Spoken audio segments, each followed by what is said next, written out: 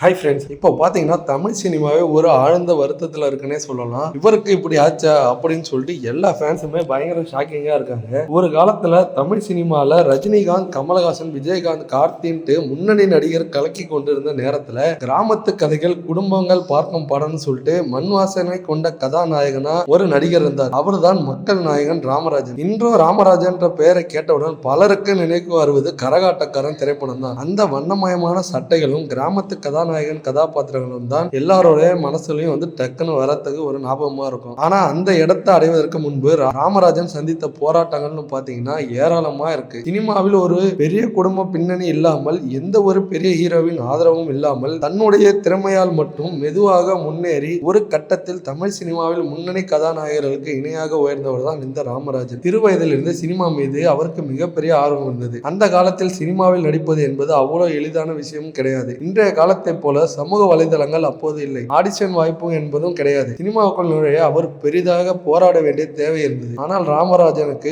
ஒரு விஷயம் மட்டும் தெளிவாக இருந்தது என்னவென்றால், எப்படியாவது சினிமாவில் சாதிக்க வேண்டும்ன்றது மட்டும் அவரை தூங்கவே விடவே இல்லை. இந்த கனவு தான் அவர் சென்னை வரதுக்கு முக்கிய காரணமா இருந்தது. முதலில் சிறிய கதாபாத்திரங்கள், உதவி இயக்குனர் வேலை, சினிமா தொடர்பான பல்வேறு பணிகள்னு சொல்லிட்டு படிப்படியா தனது பயணத்தை ஆரம்பித்தார். ஒரு நடிகராக மட்டும் இல்லாமல் சினிமாவை முழுமையாக கற்றுக்கொள்ள வேண்டும் என்று அவரிடம் ஒரு பெரிய ஆர்வம் இருந்தது. அந்த ஆர்வம் பார்த்தீங்கன்னா அவர் சினிமாவில் வேலை பார்க்கும்போது பார்க்குறவங்க எல்லாரையுமே அவர் பக்கம் கவனத்தை திருப்பினது. ஏன் இவ்வளோ கஷ்டப்படுறாருன்னு பார்த்தீங்கன்னா, ஒரு இயக்குனராகவும் தனது திறமையை நிரூபிக்க அவர் கஷ்டப்பட்டார். 1980 இயக்குனராகவும் பின்னர் கதாநாயகமாகவும் தனது பயணத்தை வலுப்படுத்தினார். அந்த காலத்தில் தமிழ் சினிமாவில் நகரத்து கதைகள் அதிகமாக பேசிக் கொண்டிருந்த நேரம் இவர் மட்டும் பார்த்தீங்கன்னா வேறு பாதையை தேர்ந்தெடுத்தார். கிராமத்து மக்களின் வாழ்க்கையை மையமாக கொண்ட கதைகளில் நடித்தார். மண்வாசனை, கிராமத்து உறவு, காதல், குடும்ப பாசம், நாட்டுப்புற கலைகள்னு சொல்லிட்டு ராமராஜன் அவர்கள் தேடி தேடி கிராமத்து கதைகளை மட்டும் தனது முக்கிய அடையாளமாக மாற்றினார். அதனால்தான் ரசிகர்கள் அவரை கிராமத்து நாயகன் என்றும் மக்கள் நாயகன் என்றும் இதுவரையும் அழைக்க ஆரம்பித்தனர். ராமராஜனுக்கு மிகப்பெரிய திருப்பு முனையாக கொடுத்த திரைப்படங்களில் முக்கியமான ஒரு படம் பார்த்தீங்கன்னா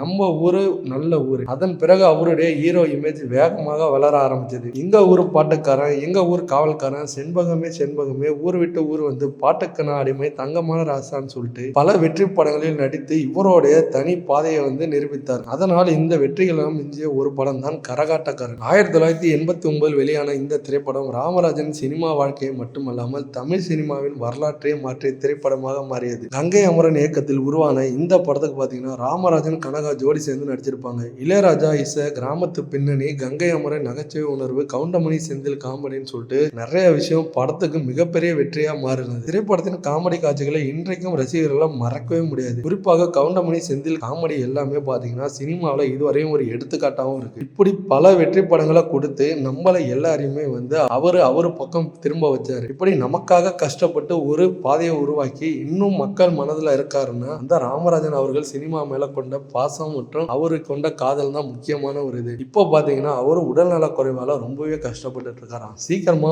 மீண்டு வரும்னு சொல்லிட்டு ரசிகர்கள் எல்லாருமே வேண்டிக்கிட்டு இருக்காங்க. ஸோ ராமராஜன் அவர்கள் உங்களுக்கு பிடிக்குன்னா கமெண்ட் பாக்ஸ்ல கமெண்ட். இதே போல ஆட்டான ட்ரெண்டிங் அப்டேட்டுங்க நம்ம சேனலை ஃபாலோ பண்ணி வச்சுக்கோங்க. தேங்க்யூ.